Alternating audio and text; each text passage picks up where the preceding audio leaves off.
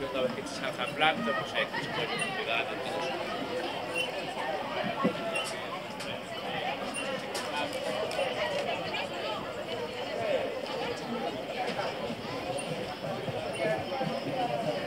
Sí, pero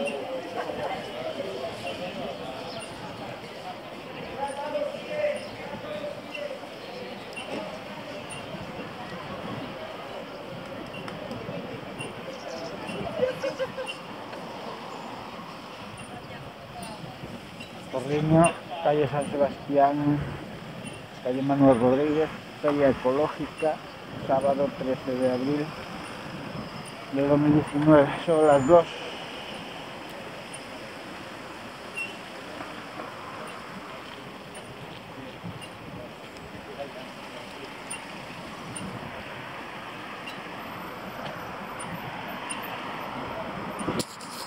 Juraría que el del coche era Óscar Pereira.